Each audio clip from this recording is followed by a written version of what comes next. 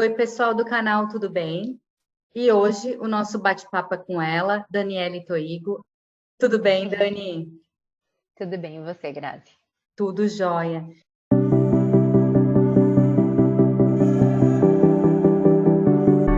Então, explica para nós o que que vem a ser uma comunicação não violenta, até para que a gente possa abordar este assunto.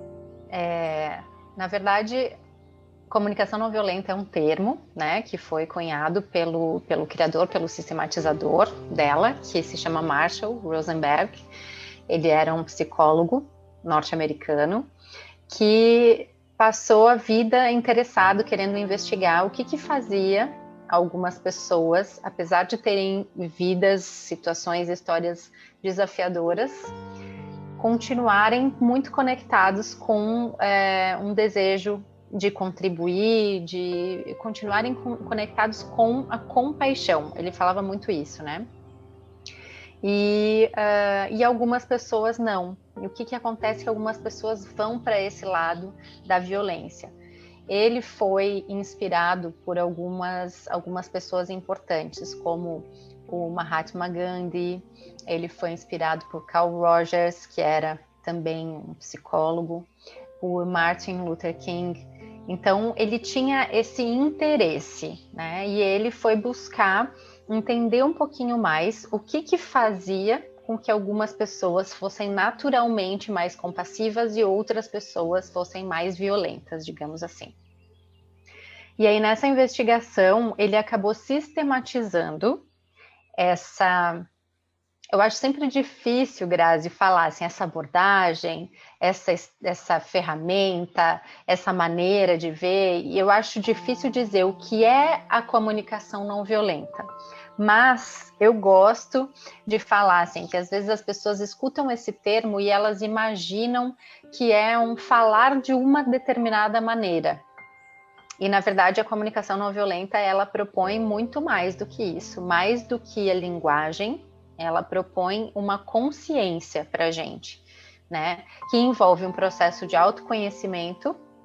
Então, a gente perceber o que está acontecendo com a gente, perceber o que a gente está sentindo, quais as nossas necessidades, e dentro desse processo de autoconhecimento, a gente vai investigar justamente isso. As necessidades são o centro, eu diria que são o coração da comunicação não violenta, porque é a partir disso que a gente consegue se relacionar com a gente mesmo, com os outros, de uma forma a enxergar nessa outra pessoa um humano, enxergar o que nos conecta, que são as necessidades. O fato de que, ok, essa pessoa talvez erra, ok, essa pessoa fez algo que para mim parece muito estranho, mas ela está cuidando de coisas que são importantes para ela, consciente ou inconscientemente. E eu também tenho isso. Então, a CNV propõe essa conexão da gente enquanto humanos. Então, envolve um processo intenso de autoconhecimento, envolve uma questão de transformação. A gente acaba se transformando a partir disso, mudando as lentes pelas quais a gente enxerga o mundo, enxerga as outras pessoas, se enxerga. E isso, para o Marshall, que foi o sistematizador, tem um objetivo que é a transformação social também. Então, se fosse falar assim, o que é uma comunicação não violenta, eu diria que é uma comunicação que é fortemente baseada no que a gente sente e no que a gente mais valoriza, no que a gente se importa, no que é importante para a gente, né? E que a gente possa escutar o outro a partir disso, a partir da humanidade do outro também, entendendo que é o outro ser humano que está na nossa frente, que também tem sentimentos e que também tem necessidades, e que a gente possa falar com essa outra pessoa a partir disso. Então, eu posso falar uma série de coisas, Grazi, que a comunicação não violenta não é, né? Então, não é um jeito de falar bonzinho, não é uma coisa que a gente tem que fazer, né? Ela propõe uma investigação. Poxa, o que eu estou sentindo? O que é importante para mim? O que será que essa outra pessoa que está na minha frente está sentindo? O que é importante para ela? Então, eu vejo muito isso, que as necessidades humanas, elas são o coração da comunicação não violenta. Isso faz muito sentido para mim. Porque quando a gente compreende isso, a gente compreende uma grande parte dessa abordagem, que tem uma parte, sim, de linguagem, de como a gente fala, uma parte relacionada à nossa comunicação, que é além da fala, que é do corpo, que é do olhar, que é da maneira como a gente se mexe, que a gente se expressa, né? Tem uma parte relacionada a como a gente utiliza o nosso poder e como os sistemas estão organizados em relação a isso também. Então, se eu exerço poder sobre o outro, ou se eu consigo estar com o outro e que nós dois possamos exercer o nosso poder compartilhado, né? Tem essa parte da consciência que eu já falei, o processo de transformação. Então, é algo bastante... é simples, sempre falo isso, que é simples, porque Marshall fala que ele não inventou nada, né? Isso está dentro, está no humano. O que acontece é que a gente foi se desconectando disso. A gente foi sendo ensinado a competir, a se desconectar dos nossos sentimentos, a se enxergar cada vez mais como indivíduo e não como um coletivo, né? Então a gente foi se perdendo disso que é natural do humano. Então ele fala, eu não estou inventando nada novo, é só um processo para a gente relembrar de como a gente está mais conectado com isso. Perfeito, Dani. Não sei se esclareceu. Não, claro. Eu queria deixar muito aberto para que a gente possa partir das tuas dúvidas, porque eu acho incrível esse movimento da gente conversar. Não tinha essa noção dessa abrangência do que é a comunicação não violenta, que seria um todo, né? Então, se tu tá partindo de se entender, obviamente tu vai conseguir perceber no outro uma situação melhor, né? Tu diria que essa comunicação violenta, essa parte é o entendimento psicológico que a gente tem da gente mesmo? Não só, né? Então, eu vou tentar separar umas coisas de uma forma mais didática, tá? Então, a gente fala dos componentes da comunicação não violenta e dos eixos, dos grandes eixos, tá? Então, primeiro, Marshall, algumas pessoas falam que são os passos, Grazi, né? E, na verdade, não são passos, porque a comunicação não violenta, segundo o Marshall, a essência dela é isso que eu falei. É a consciência, o uso da linguagem, é o uso da comunicação que vai além das palavras, é o poder, enfim, né? Poder compartilhado. E aí ele fala que para a gente chegar, como se fosse assim, essa consciência fosse uma ilha, né? Eu estou aqui e eu quero chegar nessa ilha. Como eu vou chegar nessa ilha de consciência? Eu vou pegar um barco, né? E vou me direcionar a essa ilha. Então ele fala dos componentes como se fosse esse barquinho, porque às vezes as pessoas reduzem a comunicação não violenta a esses 4 passos. Elas falam disso, os passos da comunicação não violenta. E, na verdade, são componentes ou 4 distinções primárias, tá? Então, ele nos convida que, diante de cada coisa que acontece, que a gente vê ou que a gente escuta, que a gente possa prestar atenção na observação. Que, às vezes, ao invés de observar algo que foi dito, né, ou que foi feito, ao invés da gente ficar com aquilo como se fosse feito, filmado com uma câmera, né? O que acontece é que a nossa mente começa a produzir um monte de interpretações. A gente se conecta com histórias anteriores e a gente faz julgamentos. A gente interpreta aquilo, a intenção do outro, a gente interpreta que aquilo vem de algum problema psicológico do outro. Vou pegar um exemplo, que acho que fica mais fácil, tá?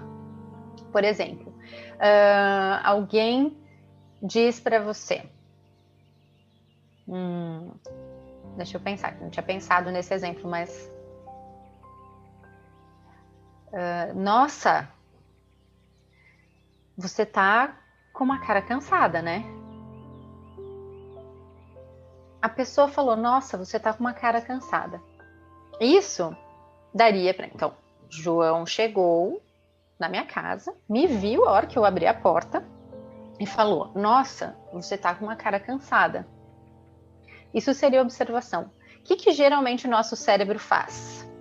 Nossa, o que o João pensa que ele é para chegar na minha casa e dizer para mim que eu tô com cara de cansada, de doente? Ele tá me achando feia, ele tá me achando... né? Ou então alguém faz um pedido, né? Então, será que você podia lavar a louça? E a gente já responde, às vezes, de um jeito assim: você pensa que eu não tenho mais nada para fazer? Mulheres, né, gente? Você pensa que eu não tenho mais nada para fazer, né? Enfim, o que a gente faz? A gente pega isso que foi dito e às vezes a gente dá um tamanho enorme para aquilo, porque aquilo toca em alguma coisa da gente que não está muito legal às vezes. Então, a primeira coisa que o macho convida a gente é as observações. Então, separar aquilo que a nossa mente produz para aquilo que realmente aconteceu. Então, aconteceu do João chegar e falar que eu tô com uma cara cansada. Se eu tô ótima, se eu tô tranquila, eu só posso responder pro João assim: nossa, sério? Sei lá, deve ser porque eu não tô de batom, né? Mas eu não tô cansada, eu tô bem. Mas se eu tô triste, se eu tô preocupada com alguma coisa, se talvez eu fiz um exame, deu uma anemia, sei lá, a minha cabeça pode fazer diante de algo simples. Então, a primeira coisa é isso: separar o que aconteceu, de fato, daquilo que a minha mente produz diante daquilo. E aí eu vou perceber dentro de mim: nossa, que sentimentos que estão aqui presentes. Uma coisa que eu acho muito legal é que a CNV, né, a comunicação não violenta, talvez vá usar essa sigla em alguns momentos, ela convida a gente a se mover de uma situação onde a gente se sente desconectado, ou da gente mesmo ou do outro, para tentar a conexão, né? Mas que a gente não tem obrigação de fazer isso. É um convite. Ajuda se a gente precisa. Daí eu posso pegar o meu barquinho e ir até aquela ilha, né? Que promove mais conexão, enfim. Então, a primeira coisa é a observação versus as nossas interpretações. A segunda coisa é a gente se conectar com os nossos sentimentos. Infelizmente, a gente está numa cultura, e isso é uma coisa de séculos, que nos desconecta, nos convida muito a nos desconectar daquilo que a gente sente. Então, quando a gente escuta, quando a gente é criança, que a gente cai e a gente tá lá chorando e vem alguém e fala: não foi nada, não foi nada. Tá invalidando, tá sentindo dor, tá assustado, né? Tá invalidando. Então, ou engole o choro, né? Cara feia pra mim é fome. Esse tipo de coisas, ou quando a gente chora muito, muito, muito e as pessoas ignoram. Eu acho que até, não sei, né? Mas agora tem um exemplo recente, né? Do Big Brother Brasil, eu não sei se você assistiu, mas uma das participantes que saiu lá com a maior porcentagem da história de todos os Big Brothers foi uma brasileira, que se fala hoje, né? Que ela saiu cancelada, e ela conta que a mãe dela às vezes ficava dias sem olhar para a cara dela, ficava dias ignorando ela, né? Então, o que a gente entende quando a gente é criança e a gente é ignorado, quando a gente cometeu um erro, quando a gente está triste?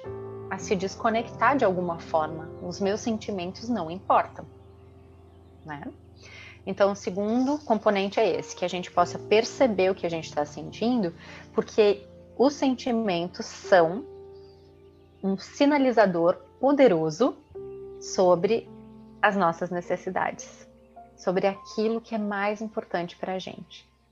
Então, as necessidades, elas são essa energia que nos conecta com a vida, que podem ser desde as mais básicas, como ar, comida, água, descanso, né? Sono, até as mais imateriais, como propósito, contribuição,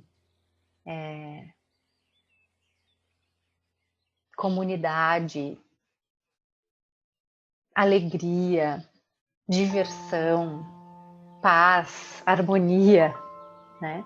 Isso tudo são necessidades que nos conectam, todos os seres humanos, não importa se eles moram em Nova York, no Brasil, lá no Alasca, ou numa tribo isolada na África.